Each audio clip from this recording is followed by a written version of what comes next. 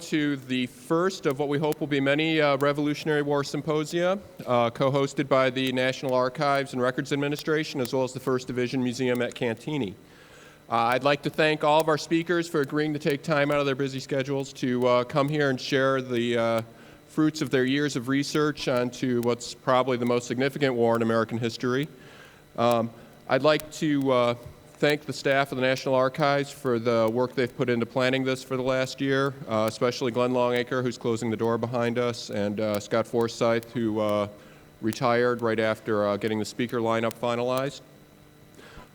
I'd like to thank Paul Herbert and the staff of the 1st Division Museum for agreeing to co-host this symposium and for providing such an awesome facility for any kind of symposium, but especially one here that you can actually trace its lineage back to Hamilton's own, and Paul can explain the lineage if you don't have time to go through the museum itself. And I'd like to thank all of you for taking time out of your Saturday to come here and share and learn a little bit more about the history of the Revolutionary War. For those of you who are unfamiliar with the National Archives, our mission is to preserve and provide access to the records of the federal government. Our main facilities are in Washington, D.C. and College Park, Maryland, and it's there that you can go to see the Charters of Freedom, as well as a lot of the records created by the federal agencies in the Beltway area. But there are a number of National Archives facilities across the country. Our facility at the National Archives at Chicago is responsible for preserving and providing access to records that were created by federal courts and federal agencies in the 6 states around the Great Lakes, which is Minnesota, Wisconsin, Illinois, Ohio, Michigan, and Indiana.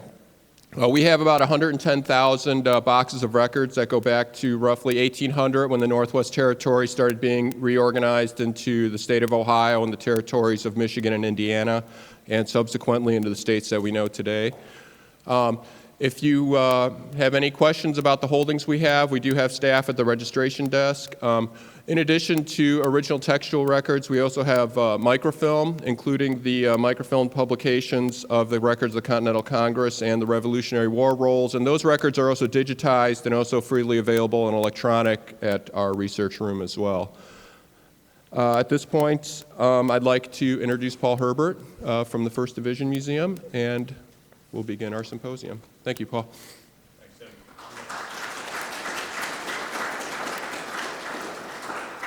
Good morning. We're in a contest for the longest string of introductions, sequential introductions of any conference anywhere. But I'm Paul Herbert, and I'm delighted to welcome you to Cantini. I'm the director of the 1st Division Museum. This is we have done in partnership with the National Archives for several years the Civil War Symposia simultaneously with a reenactors encampment here at Cantini. And this is the first year that we've done it with the Revolutionary War, and we're very, very excited about it and delighted to have you here. Just a word on this place. Cantini is the historic estate of the late Colonel Robert R. McCormick. Colonel McCormick was the owner, publisher, and editor of the Chicago Tribune and the Chicago Tribune Company for about 50 years, from about 1911 until his death in 1955, and this is where he lived. And as a matter of fact, this is where he died, and he's buried about 500 yards that way. His home is a museum open to the public that you can visit on the break or after the conference if you like. Second only to the Chicago Tribune, in the Colonel's heart was the 1st Division of the U.S. Army, in which he served as a citizen soldier in World War I in 1917 and 1918. When he came home from the war, profoundly affected as so many veterans were, he named this estate Cantini in honor of America's first battle in World War I, which was fought by the 1st Division, May 28th to 31st, 1918. And after he passed away, he had no children, and he said he left all of his wealth, this was in 1955, $55 million. And he left all of it in trust as a major philanthropy, now the Robert R. McCormick Foundation in Chicago, and he said, leave Cantini as a public park for the people of Illinois. But his first board of trustees included 3 veterans of World War I, and they all said, you know, the Colonel, he called himself the Colonel for the rest of his life. the colonel would really want some part of his estate dedicated to his beloved 1st Division. That's fortuitous for us because the 1st Division, formed in 1917 to go to World War I, has been on active duty every day since. And today there are 3,000 1st Division soldiers serving us in Afghanistan. Not a moment has gone by that the Big Red One has not been in the service of the people of the United States. And so we are very, very privileged to be the unofficial custodians of such a powerful history, and we hope that you'll get a chance to walk through our museum and see more of it. It has a very thin connection to the American Revolution, but an important one that Douglas alluded to, and that is D Battery, 1st Battalion, 5th Field Artillery, 3rd Infantry Brigade Combat Team, 1st Infantry Division, today in Afghanistan, can trace its lineage in unbroken continuous service to Alexander Hamilton's battery, the Continental Army, formed in 1775. It is the oldest and longest serving unit of the United States Army, and that's why we have a cannoneer out in the lobby with the other soldiers showing that pre-1917 history of the regiments that became the 1st Division. So anyway, we're delighted to have you here, and that's a whole lot of context, and that's how McCormick and Cantini and the Tribune and the 1st Division all fit together through the legacy of Colonel McCormick. It's my privilege to introduce our moderator for today, Professor Theodore Karamanski. Ted is a professor of history at Loyola University, Chicago. He teaches courses in American Indian history, the Civil War, and public history. He was the founder and later director of Loyola's Public History Program, the first such program in the Midwest, and later the first to offer a PhD in public history. He is a founding director of the National Council on Public History. He is a prolific author. He's written 8 books, most recently Blackbird's Song, Andrew J. Blackbird, and the Ottawa People from Michigan State University Press, published last year. He has also been a member of the Illinois Historic Sites Advisory Board of the Illinois Historic Preservation Agency and the editorial board of the Journal of the Illinois State Historical Society and the board of directors for the Chicago Maritime Society. Ted is a distinguished historian and a distinguished Chicagoan, and we're delighted to welcome him to our conference. I hope you enjoy your day at Cantini tremendously, and if there's anything I or my staff can do, please let us know. Welcome, Ted. Yes, Master. Thank you, Paul. I think Paul's gone ahead and been reading my mail. You got a packet when you registered, and inside there's a comment sheet. And we'd really appreciate it if in the course of the day you'd fill that out, because we do actually read those, and it shapes the way we try to create the programs for the following year. So we'd appreciate your opinion.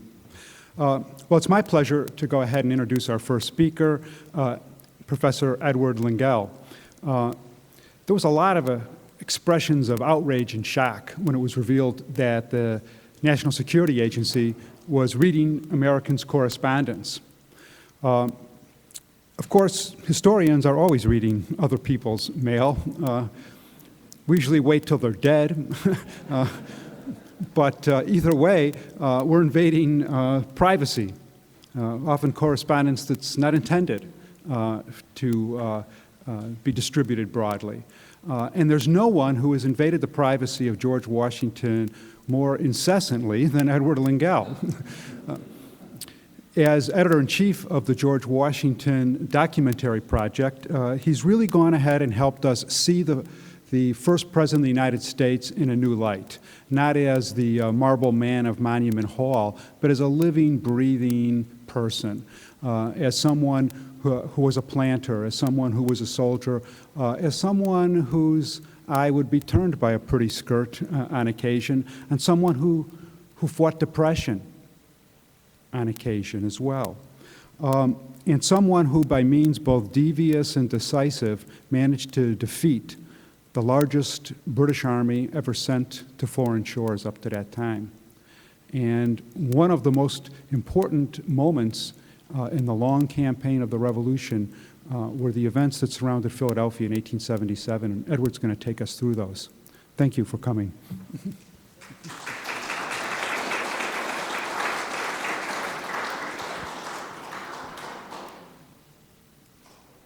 Good morning. Well, Washington knew that I would be poking around in his mail, so, or not me necessarily, but lots of people would be, so he destroyed some of it, possibly quite a lot of it, or Martha did some of the work for him. So nevertheless, he wasn't able to cover everything up because in the late 19th century turned up a letter from Washington to Sally Fairfax, in which he professed himself a votary of love. The letter promptly disappeared and was condemned in absentia as a forgery until it reappeared in 1958 at Harvard, and people could look at it and say, yep, it's real. So we know some things perhaps that he didn't want us to know as well. Well, since I'm here, let me give a plug, or two plugs, one for the National Archives and another for the First Division Museum. The Papers of George Washington Project would not exist without the National Archives. In particular, through the Archives granting agency, the National Historical Publications and Records Commission, which has supported the Washington Papers projects and the other major Founding Fathers projects for many, many years. And this agency is now under attack in Congress, and we certainly hope that it survives. But the National Archives does a lot more than simply preserving and maintaining original records, but they also support their continued publication and dissemination to the public. And the National Archives made possible, through the federal government, something called Founders Online. And I would urge all of you, if you haven't seen it already, go Google Founders Online, because you don't have to take my word for it, what Washington said. You can read his mail too. And you can read Jefferson's mail, you can read John Adamson's mail, Alexander Hamilton's mail. Go to Founders Online. It's all available free now to the public, thanks to the National Archives. As for the First Division Museum, I also do work in the First World War, and Paul stated very well the importance of the First Division. This is an incredible museum, so if you have time today and you haven't seen it already, go and explore the museum and also explore their holdings here in the library and the research center. It's really an incredible resource. So we're coming up on the anniversary of September 11th, and as is obvious from my title, September 11th is an anniversary not only of 2001 but of 1777. Now, I'm not going to lay claim to the Battle of Brandywine being anywhere remotely on the order of importance as 9/11/2001. However, it is a very interesting and a very important battle. So I would start out with asking, why Brandywine? Why is it important to know and to understand something about this battle? First of all, I think it's just a very, very interesting battle. It's got all types of aspects to it that are revealing about the Continental soldiers, about German soldiers, British soldiers, how they fought. Loyalists were there as well, about the nature of 18th century warfare, and also about the methods of leadership of George Washington, of Sir William Howe, of Cornwallis, of others who I'll be speaking about in a moment. Now, I've always been particularly interested in the Battle of Brandywine because when I first started working at the Washington Papers Project in the late 90s and the early 2000s, I got to edit those volumes of Washington's correspondence that dealt specifically with the Battle of Brandywine, as well as Germantown and the Philadelphia campaign more generally. So I got to develop some understanding of what happened, but the permutations of it were really quite interesting. So if you look at it in the context of the Revolutionary War, I also can't claim that militarily it's even close to being the most important battle in the war. But while for the Americans, Brandywine was a defeat that I believe laid the seeds for future victory, for the British, it was a victory that in some aspects laid the seeds for future defeat. its repercussions down the road were very significant. If you look at it in the context of Washington as a military commander, I think too often when we ask ourselves, was Washington a good commander or a bad commander, we create this kind of false dichotomy. It's not a question so much, was he good or was he bad? I hear people say, well, Washington is amazing. You know, he was really a very bad military leader on the battlefield. He couldn't do anything right. How that's gotten around, I don't know. I certainly don't argue that. I think ultimately, if you look at what did Washington accomplish? He led the army to victory in the Revolutionary War. He was a good commander. He was a good general. But he became better and better and better as the war went on. This is in some ways a microcosm of Washington's life. I always say Washington was not perfect. That's easy to say. He wasn't even born necessarily with the qualities that made him great, but he acquired those qualities over the course of his lifetime. And if you look at him as a military commander, you can see in moments like Brandywine, when he did a lot of things wrong, he learned from those mistakes and he developed qualities as a consequence of those mistakes that allowed him to achieve great things later on. And you can see that in Brandywine.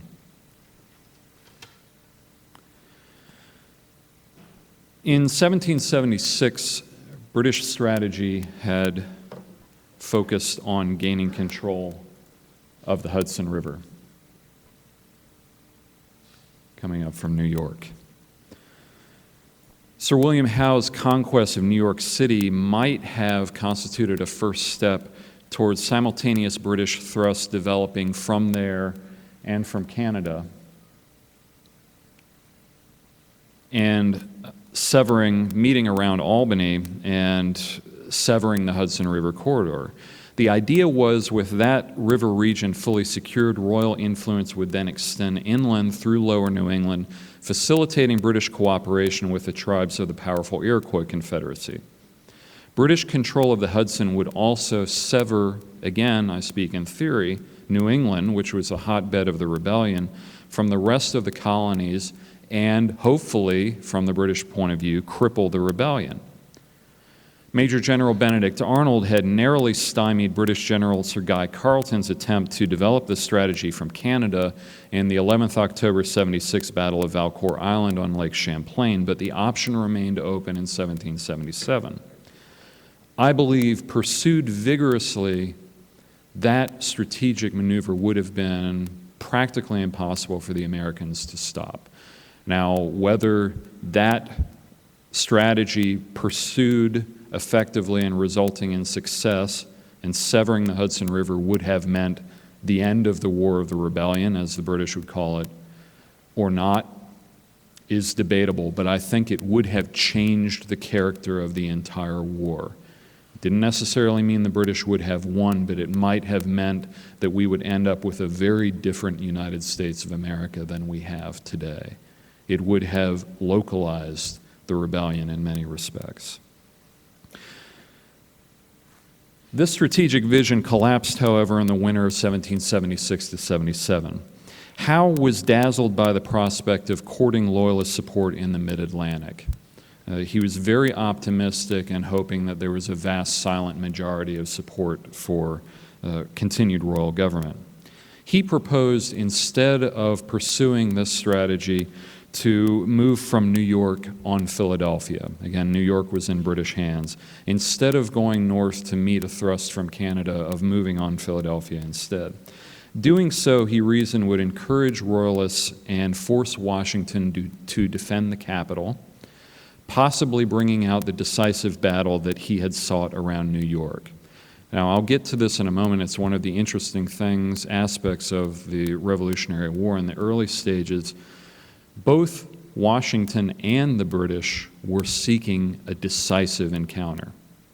I do not agree with the concept of Washington trying to avoid a decisive encounter while the British sought it. They were both looking for that encounter. Howe initially left open the possibility of supporting the Canadian invasion force, and this apparently was enough for Lord George Germain in London to sign off on a revised plan of campaign where Burgoyne would invade from Canada while Howe would head for Philadelphia. Supposedly, Howe later on would go back up the Hudson, and that's what he claimed. But it didn't work out that way. Washington puzzled over British plans for the upcoming campaign in '77, but instinctively he sensed their basic quandary. And I quote, "The designs of the enemy are not as yet clearly unfolded," he wrote on April 12, '77.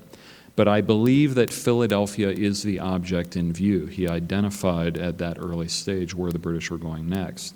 "This, however, may or may not be the case, as the Hudson River must also be a capital concern of theirs, whilst they keep an army in Canada.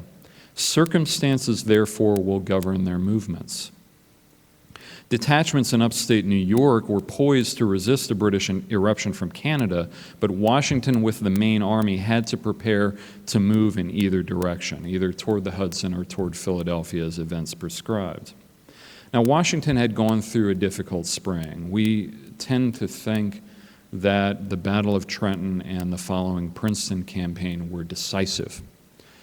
They were very important, but they were not decisive. They changed in some ways the arc of the rebellion from something that was heading toward defeat towards something that still had a chance of victory. They stopped the slide toward defeat. But both militarily and in terms of Washington's relationship with his soldiers, Trenton and Princeton did not decide anything. It forced the British to evacuate many of their holdings in New Jersey, but they did not end the war. It's very important. We tend to, I think, overemphasize the importance of Trenton and Princeton. Very important, but not decisive. By May, Washington's army had reached a size of about 9,000 men. But the work of organization and training remained incomplete. On 29th May, Washington moved south from Morristown. I could give you a map, but I don't want to go into too much detail here. From his camp at Morristown to Middlebrook, and sent John Sullivan to Princeton with a brigade of Continentals, kind of moving out of that sheltered position he had occupied after the Princeton campaign. Based at Amboy in New Jersey, Howe responded by attempting repeatedly to lure Washington further east for a major engagement in the open, but each time Washington pulled back just before the trap snapped shut. By the end of June, the armies were much as they had been before. On 8th July, Howe put his plan to move on Philadelphia into motion. He took 15,000 troops and began embarking on transport ships at Sandy Hook and Raritan Bay, and on 23rd July they headed to sea. Washington dispatched scouts to the coast and awaited reports. It was practically impossible, and again, we have to put ourselves in the context of the time, for Washington to know what was going on. Where was Howe? He had to rely on coast watchers to stand on the coast and see if they could sight ships on the horizon. Sometimes they would see ships going in one direction, they'd see them going in another direction. They may have thought they were British when they were American, or vice versa. They may have thought what were transport ships were actually cargo ships. It was very difficult to tell. Would the British sail north or south, and where would they land? Washington instinctively expected them to move toward Philadelphia, but they might also go up and join Burgoyne, who had already began his approach on the Hudson River, or even the idea developed that maybe he was simply moving them back to Halifax in Canada, or maybe Washington toyed with the idea they were heading down to Charleston, South Carolina, to begin a southern campaign, well before he actually did so. However, and here was one of Washington's first mistakes. Instead of staying put and awaiting events as they developed, Washington overreacted to each of these conflicting reports. As soon as he heard that they seemed to be heading north, he would march his army toward the Hudson. Then he'd get another report that they seemed to be heading south, and he would march his army back toward Philadelphia. And he marched them back and forth here in the middle of summer and progressively exhausted and demoralized his army. So it certainly wasn't a good idea. So exhausted were the men that on reaching the Delaware River in late July, the army broke ranks and plunged in the river to swim and splash about, to the fury of their officers. It was an interesting moment. Washington's fretting and indecision, and I think it's fair to say he was indecisive right now, caused him to neglect some routine precautions. And one, if you see that Washington understood Philadelphia was most likely going to be the center of Howe's future campaign, he nevertheless neglected the routine precaution of making contingency plans or conducting reconnaissance along potential British routes of march. This becomes very important later on, where you have what to me is almost unfathomable that an invading army knows the ground better than the army that is defending that ground, which is what you eventually have in the course of the Brandywine campaign. And this neglect would cost Washington dearly in the long run. So, Howe moved south with the intention of moving up the Delaware River to take Philadelphia. That was originally his idea, was to come up the Delaware and land somewhere near Philadelphia and simply take it that way. However, intelligence reports that Howe got when he was still off the coast, it turned out to be erroneous, that the Americans had heavily fortified the river, led him to continue down south past the Virginia Capes and enter the Chesapeake Bay. Howe's troops came up, thus, ultimately, and staggered ashore around Head of Elk, Maryland, on August 25th, after a brutal, just imagine this, if any of you have been at sea or particularly been aboard any of these 18th century ships at sea in August and July in the mid-Atlantic region, 32 days on board those ships with their horses. They did literally stagger ashore and their horses were half dead. Learning of the British landing, Washington pushed his troops through Philadelphia toward Wilmington. He issued strict marching orders telling his officers to prevent straggling, and he posted guards. This is one of those amusing moments in the Washington papers that I always enjoy. He posted guards to make sure that no men adjourned to the taverns when they're marching through the city of Philadelphia. However, Washington and his aides and general officers led the troops as they marched down Chestnut Street and through the commons of Philadelphia in heavy rain, their soggy hats festooned in drooping green branches. You can imagine the scene. Despite the rain, observers said that the Continentals marched with, quote, a lively, smart step to drums and fifes.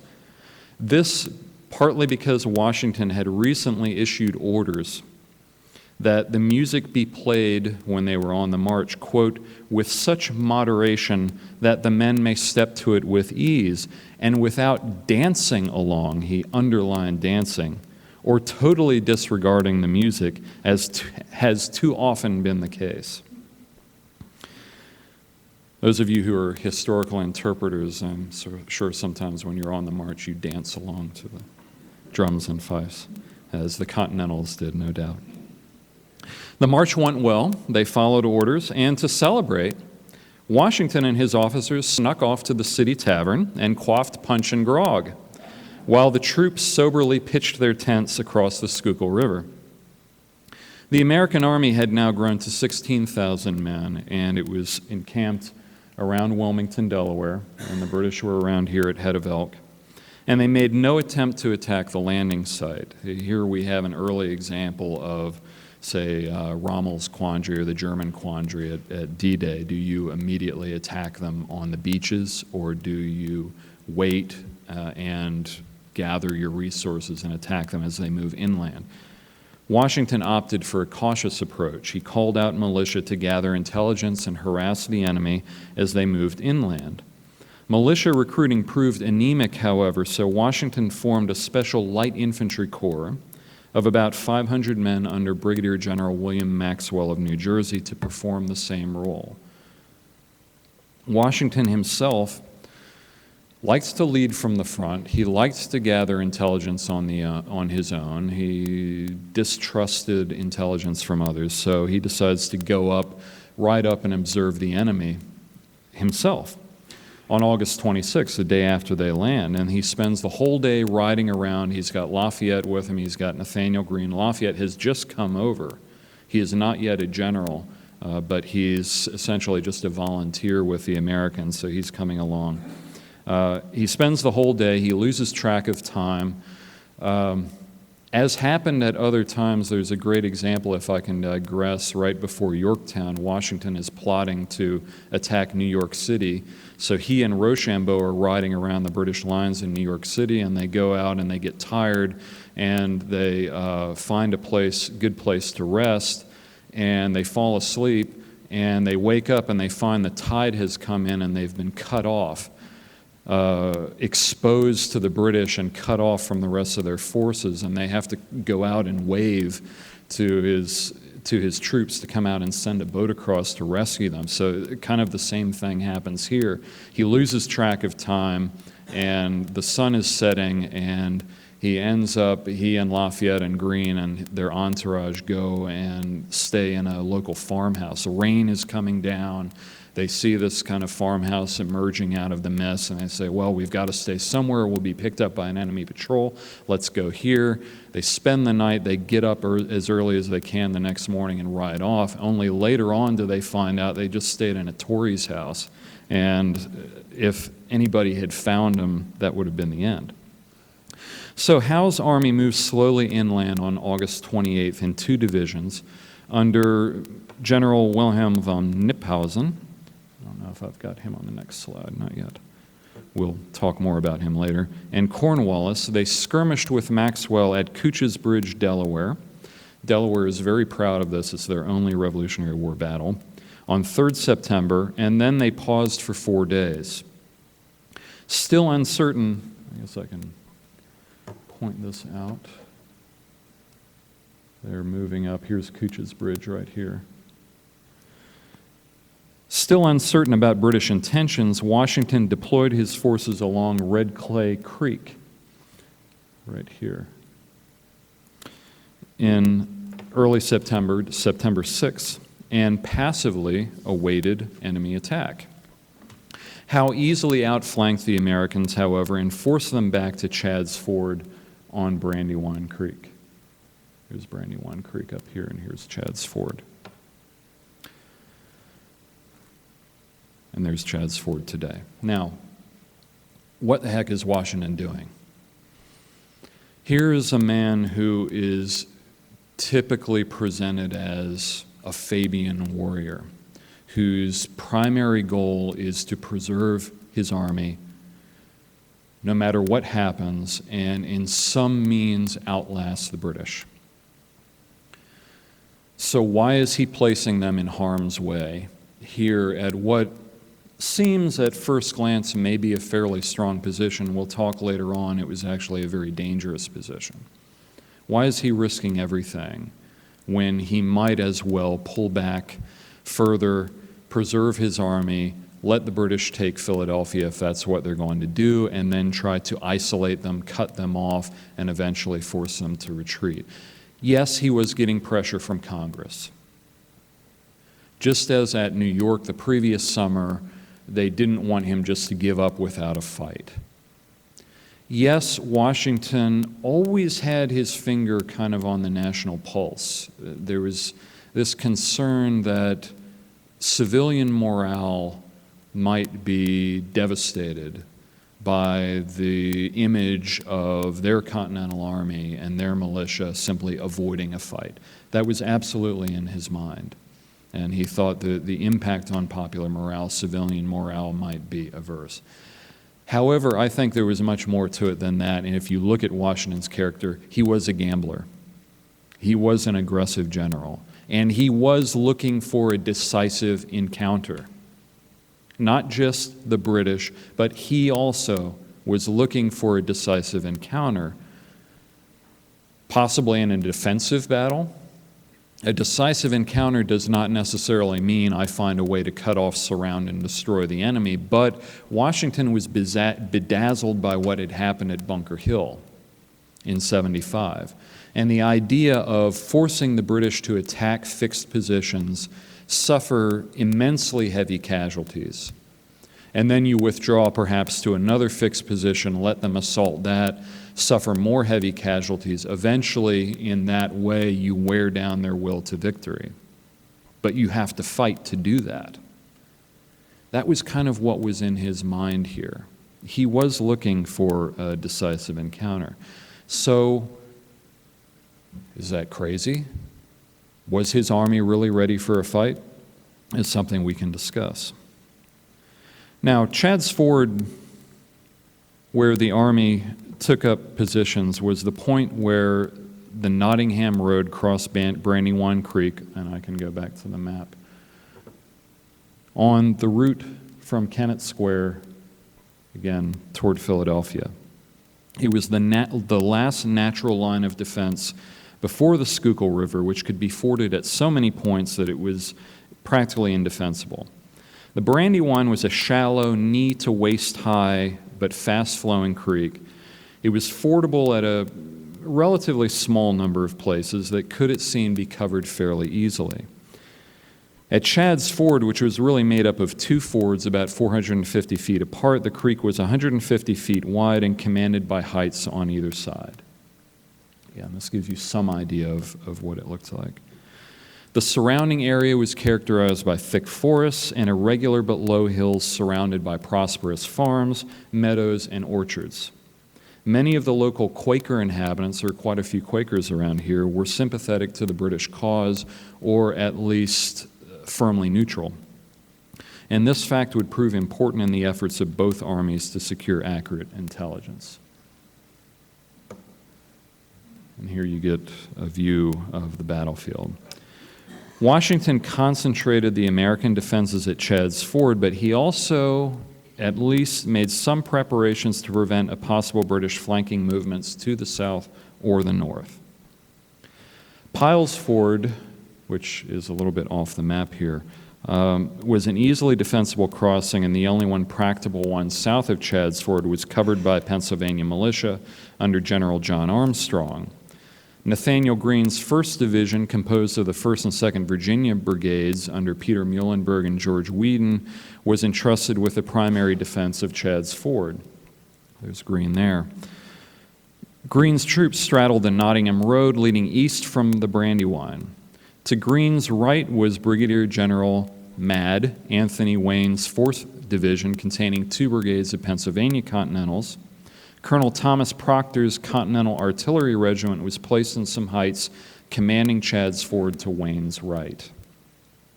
On the right, Major General John Sullivan's 3rd Division, consisting of the 1st and 2nd Maryland Brigades. These are good troops under Sullivan. It's a shame in some ways their commander was not up to their quality. Was posted opposite Brinton's Ford, about a mile above Chadds Ford. Lord Sterling's 5th Division, a Pennsylvania brigade under Washington's future enemy, Thomas Conway, and a New Jersey brigade, was also in reserve a short distance behind Sullivan.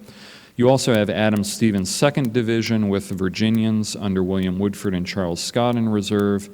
And finally, Maxwell's Light Corps, light infantry I had mentioned earlier, was posted to the west of the Brandywine in this direction, along the Nottingham Road and some hills on the western side of Chadds Ford.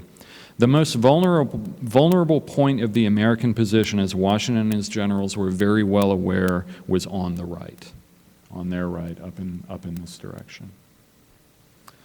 All right, but unfortunately, Washington didn't have as clear a map as this.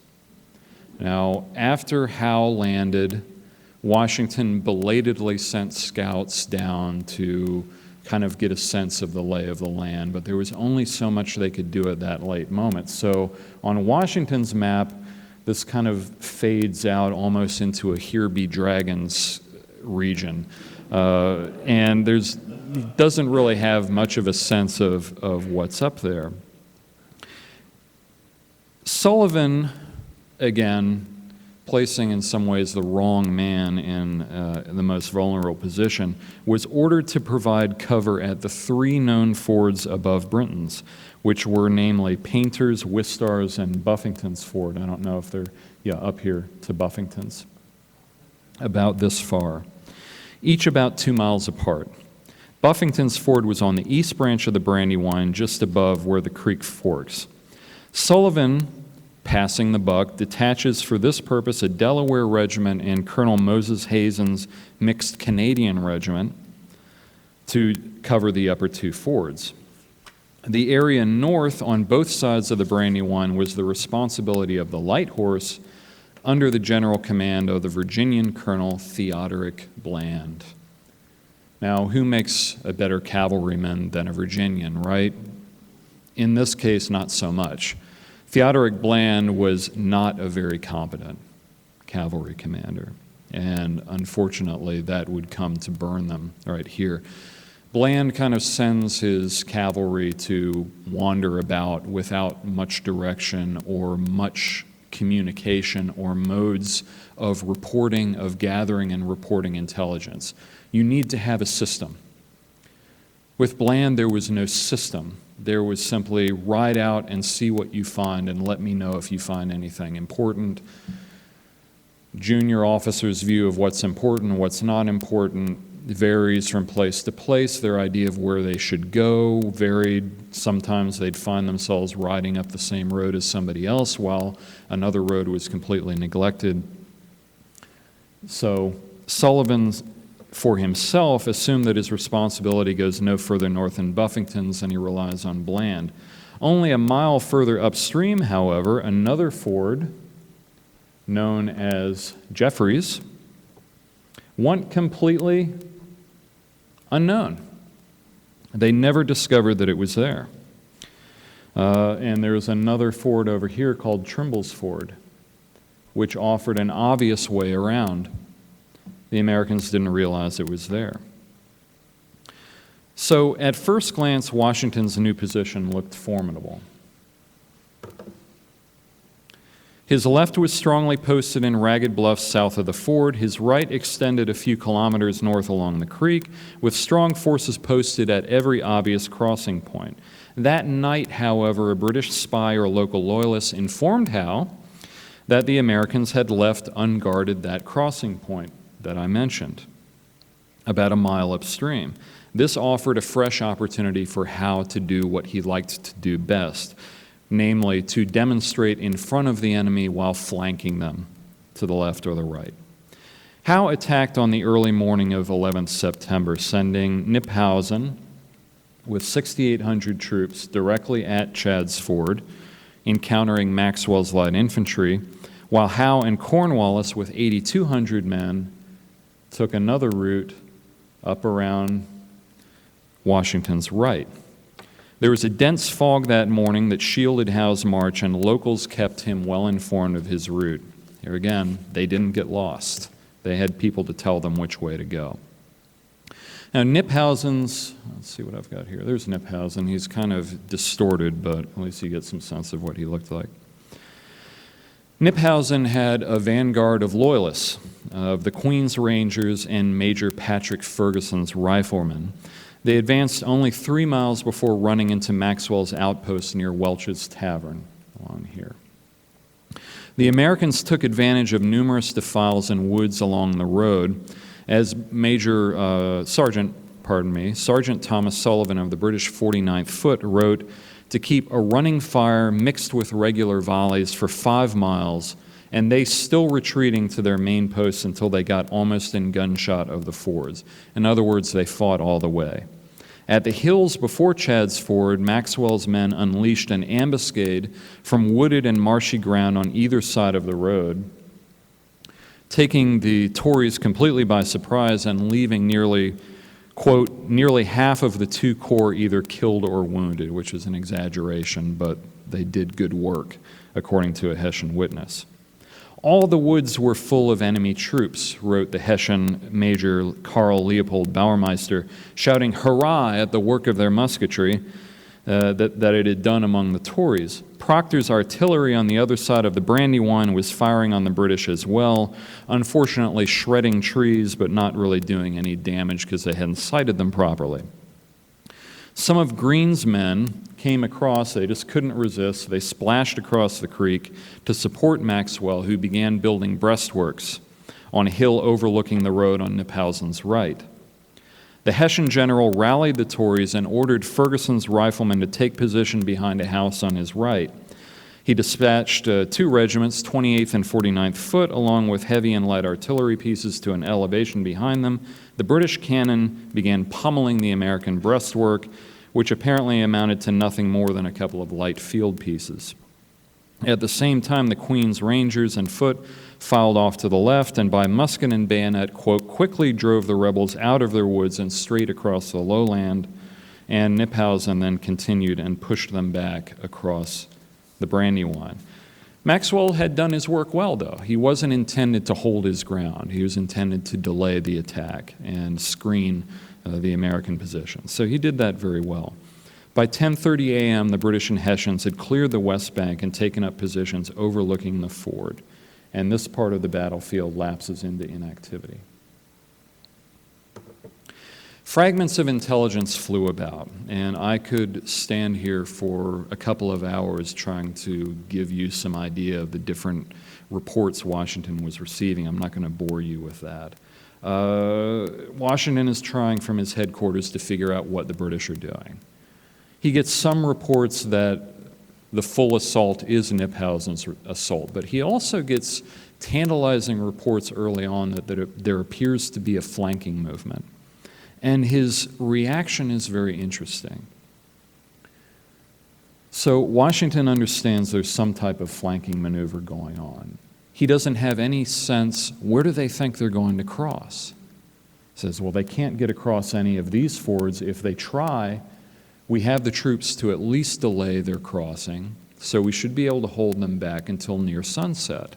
If they try to cross further up, it's got to be miles and miles up there. So it'll take them, again, quite a long time to get across. So he assumes it'll take so long for them to do that he can safely attack across the Brandywine against Kniphausen while the army is divided. It's almost as if Washington sees, Howe has just divided his army. I can attack and defeat them in detail. What could be more brilliant, more obvious than that? And he doesn't think for a moment, Howe is a very, very effective tactical commander. He must have a reason for doing this. Washington doesn't think that and instead attacks across the creek. Now, this is potential disaster in the making. And if you can imagine what would have happened if Washington had had an opportunity to fully develop an attack across the Brandywine, and when his troops were fully committed across the Brandywine, then Howe plunges into his flank. The timing was perfect. It could well have happened. Washington trapped astraddle both sides of the Brandywine. At least half of his army could have been destroyed. This could have been an utter disaster. Here again, you have Napoleon's old maxim. I think it was Napoleon. He said, don't necessarily give me the best general, give me the luckiest general. Washington is very lucky. Howe's column, just as Washington's pushing across the Brandywine, is at that moment nearing the end of its grueling 17-mile march in sweltering heat. The fog is burned off early that morning. The British crossed the west bank of the Brandywine at Trimble's Ford at 11 a.m., and then they marched east, crossing the east branch at Jeffrey's Ford about 3 hours later. They had to cross these 2 branches in up to 3 feet of water. At 2:30 p.m., the tired men were given leave to throw themselves down on some heights to the east of the ford and rest for about an hour. They had to. Bland, the cavalryman, sighted an advance party of Howe's column at about 1:15 after 1, but his note conveying that information to Washington came too late. So by this point, with the British already moving toward his rear and Washington finally learns about it, he had no choice but to make defensive dispositions. And just in time, he gets word that this is developing more quickly than he'd thought. He pulls his men back across the Brandywine before they have a chance to commit themselves fully. And he orders his reserves of Sterling's and Stevens' divisions to take up positions near Birmingham Meeting House, here in his right flank. Actually a fairly strong position, fairly well suited for defense. Let's see if we move forward here.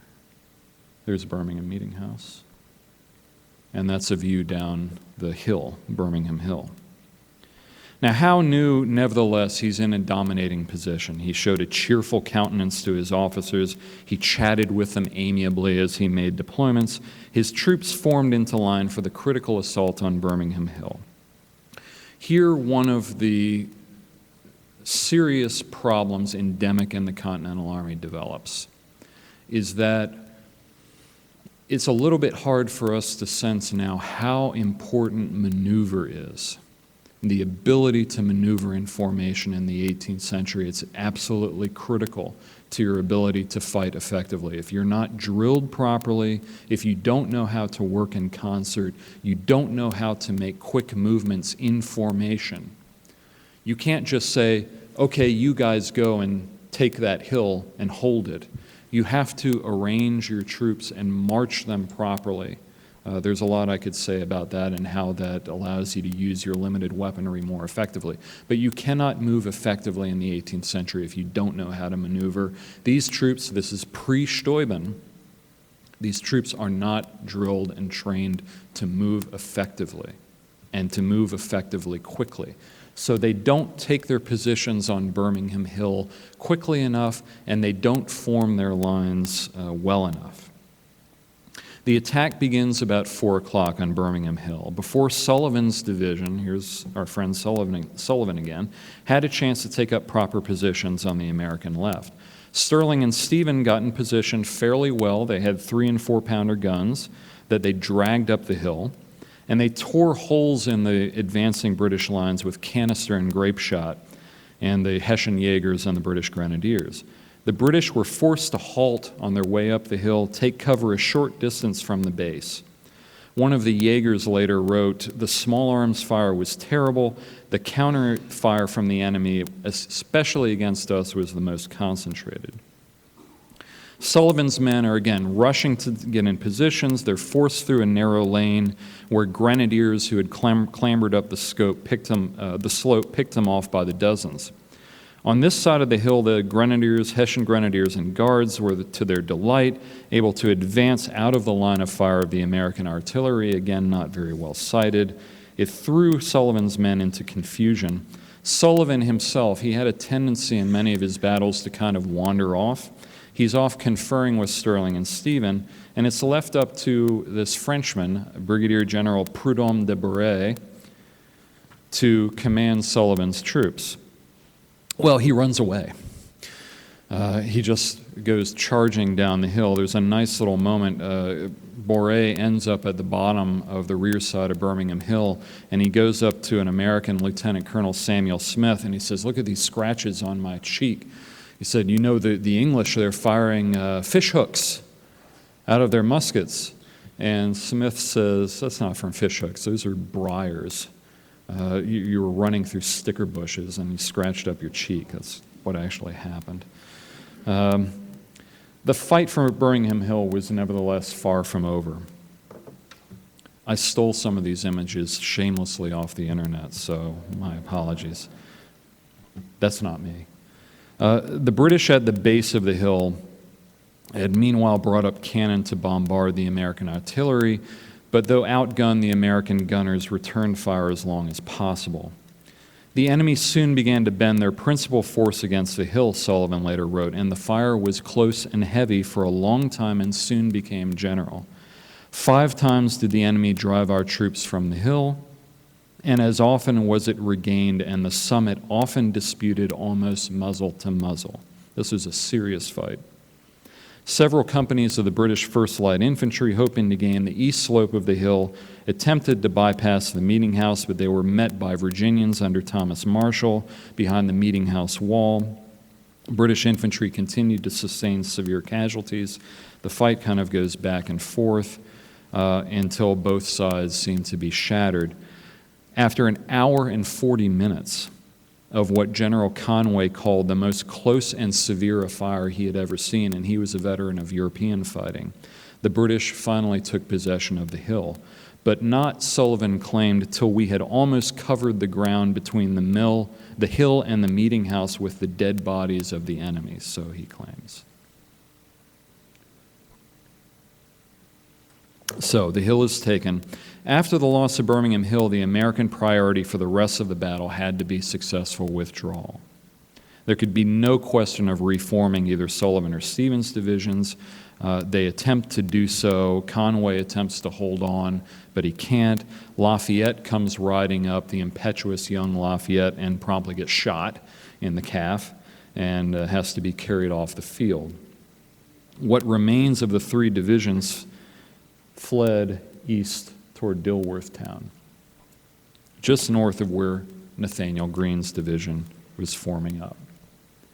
And Greene here comes into his own in many respects as a commander. He's remembered for what he did in the Southern campaign, but he forms up a rear guard position, partly under Washington's direction, and he's able to hold off the advancing British and German troops until Washington can pull them off the field. So, and I'll compress that in the interest of bringing this to a conclusion. So, final casualties so far as they were calculated. Washington's army has withdrawn. They are defeated, they are not broken, thanks in part to Nathaniel Greene. Howe had lost about 89 killed, 488 wounded.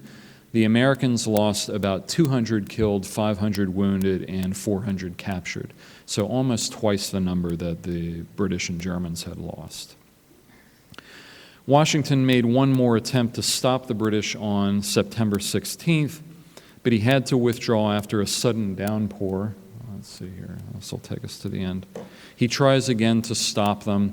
Again, he's still looking for that encounter. It's like he doesn't sense that his troops are not ready yet. They're not broken. They're willing to fight. He tries once more to interpose himself between the enemy and Philadelphia. Fortunately, and this ground that he chose on September 16th was very poor ground. Just as the battle is about to open, a thunderstorm rolls in and drenches both sides, ruining their powder. Their powder is out. They're ready to fight. All the powder is ruined, and Washington's able to pull out. It's called the Battle of the Clouds, later came to be called. But again, the clouds saved Washington from what probably would have been a very bad position and a probable defeat. Afterwards, Howe, who again is always a superior tactician to Washington, feints Washington, kind of does a double step. He threatens to move up toward Reading, Pennsylvania, which was an important American supply depot. Washington moves to protect Reading. As soon as he does, Howe moves around and captures Philadelphia. So the campaign has ended in an apparently decisive British victory. And there's more after that, Germantown and the Delaware forts, but we'll end it here with the British capture of Philadelphia on September 26. It's humiliating for Washington.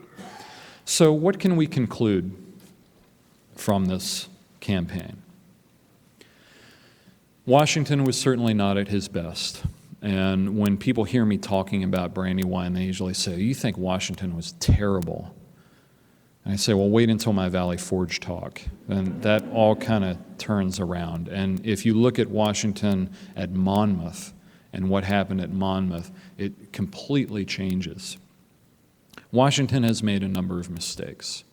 He's been too aggressive, he's taken too many risks, and he fails to adequately scout the ground.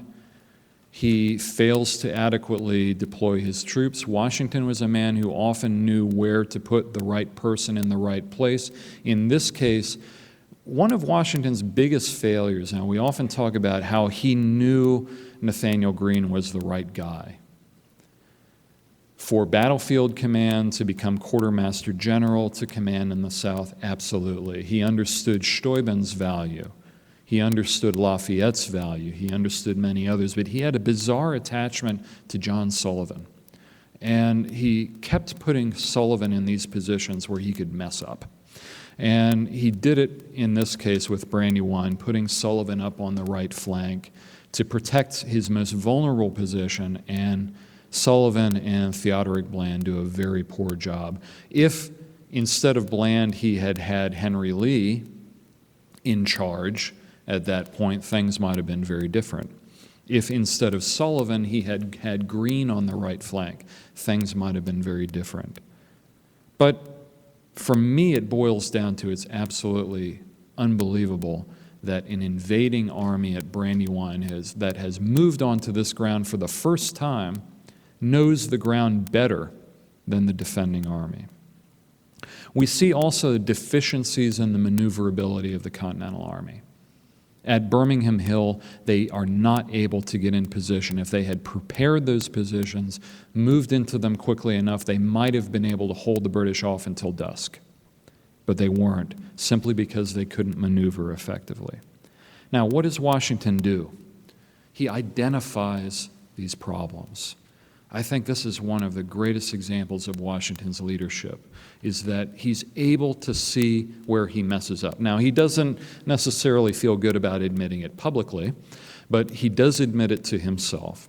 He does identify where the problems are, and he works to improve them. The maneuverability issue, that's one of the reasons he was able to put Steuben in that position as Inspector General and give him control of drill and training. He's understood this is one area we really need to work. And if you look at the Battle of Monmouth after, in the summer of '78, that area is completely changed. They move much more effectively. He also does a much better job later on with scouting, reconnaissance, with understanding that, yes, he doesn't lose his aggressiveness, but he's much more prudent about where he's willing to gamble and take risks at Valley Forge. Now, finally, very briefly, Washington as a Fabian warrior, I think, has to be discarded. The idea that Washington, after the classical general Fabius, won this war by preserving his army at all costs in the search of outlasting the enemy, fighting that war of posts, as it was called, and not looking to put your army in harm's way, has to be discarded. Because in practice, at places like Brandywine, Washington was more than willing to roll the dice. He thought the war had to be ended fast. He thought a long war is a lost war.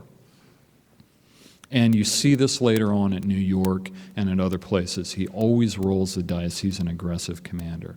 But the consequences of Brandywine, I started with this idea of the British of cutting the Hudson River corridor.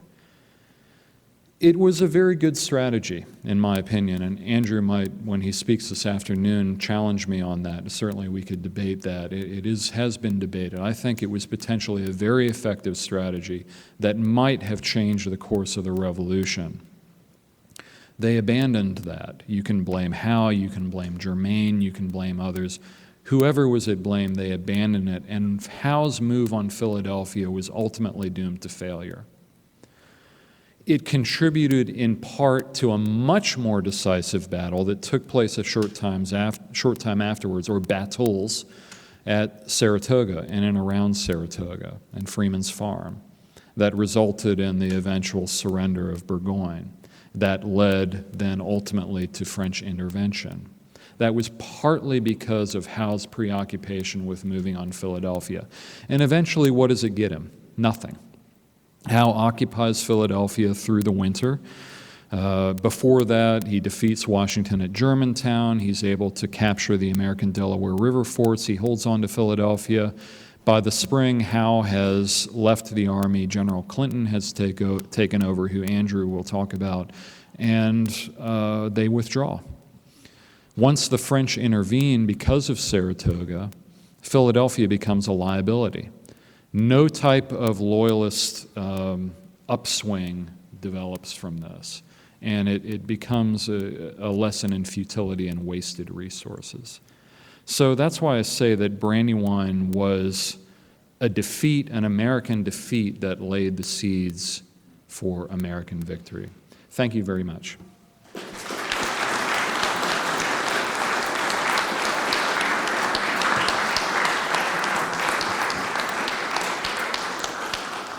And we do have about 10 minutes for questions, I believe.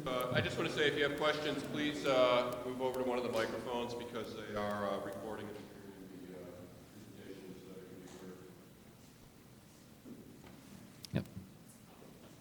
Thank you very much. That was great. Quick question. How loud was the anti-Washington kind of sentiment after New York and Philadelphia? Or how close did Washington come to perhaps being ousted in his role? And how important was Trenton and Princeton in kind of building equity towards whatever that anti-Washington sentiment was? I like that question. Thank you, Todd. Anti-Washington sentiment does grow through the fall, and you can see this in his letters. It's a combination of things. He's defeated at Brandywine. He's defeated at Germantown. When he tries, Germantown was an attempt at another Trenton, but it failed. He's defeated in a number of smaller engagements, and the British take Philadelphia. Now, if you're an observer and you look and say, look at what Washington's done. He's been defeated again and again. Trenton is a long time ago. Princeton's a long time ago. Look at what Horatio Gates, who gets all the credit, whether deserved or not, look at what Gates has done up around Saratoga. Major victory up there, major defeats down here. Is Washington really our guy? And there are a number of reports. It's interesting if you look at these reports. One of the things they complain about the most, people who go into Washington's army, is they complain that Washington's lost control of his troops. We get reports like that again and again, people complaining, you know, I went riding through the Continental Army encampment and not a single sentry challenged me.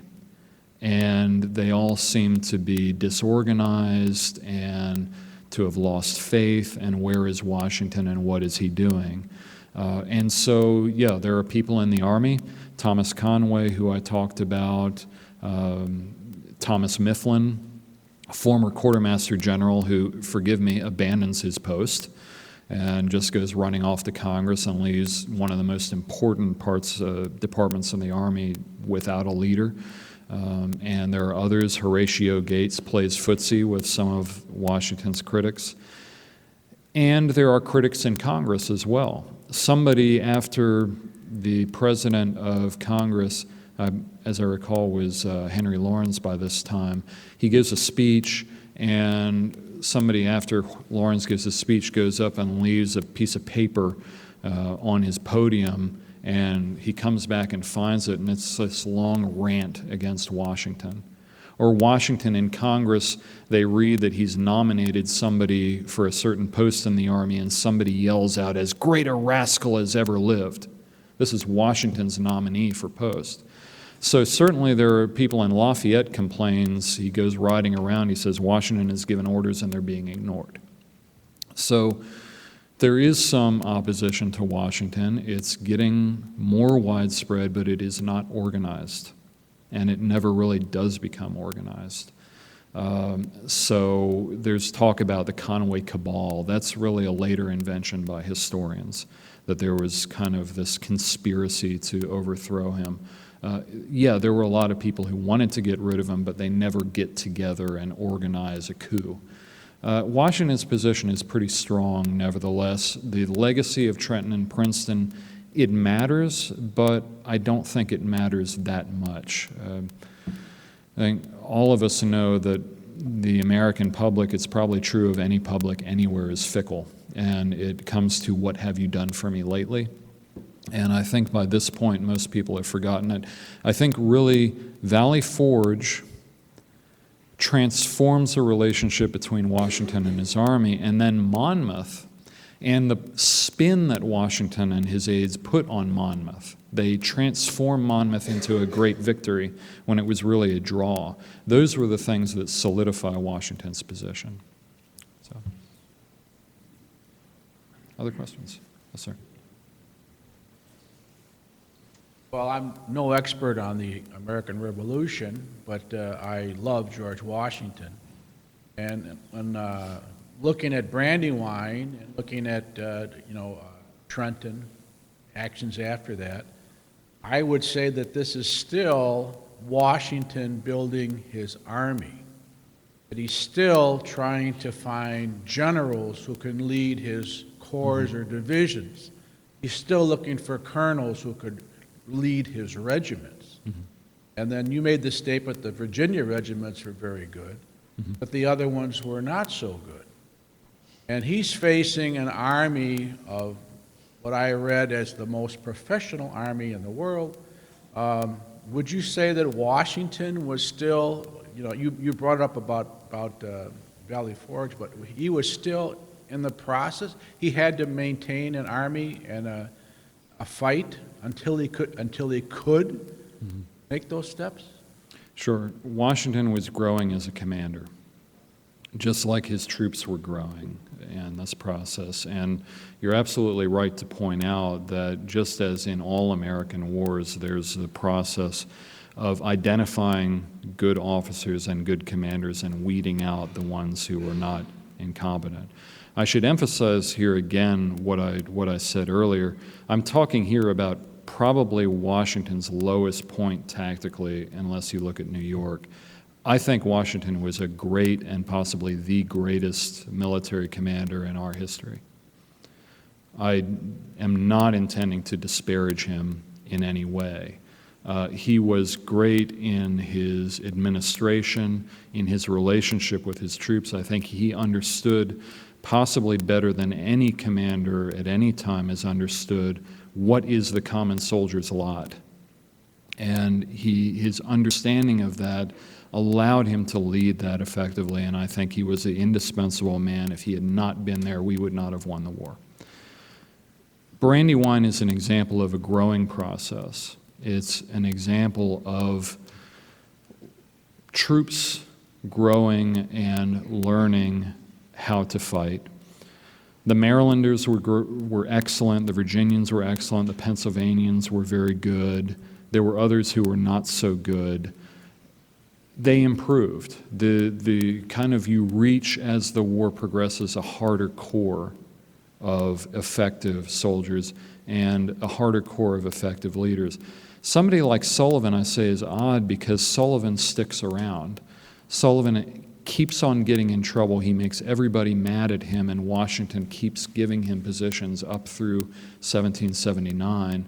He finally wins, if we call it victory, an expedition against the Native Americans in 79. But it's something on the whole that is a learning process. And after instances like this, other commanders, Washington kind of moves to the side and gives more trust to those like Greene who worked very effectively.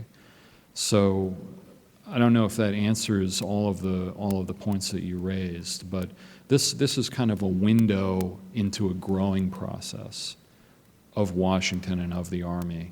And certainly the British were, and the Germans, let's not leave them out, were very, very good. And not long afterwards, the next summer, the Continentals go toe-to-toe with those same redcoats, and they fight them to a standstill. And that never happened before. So, again, this is a growing process. Other questions? You have time? Thank you.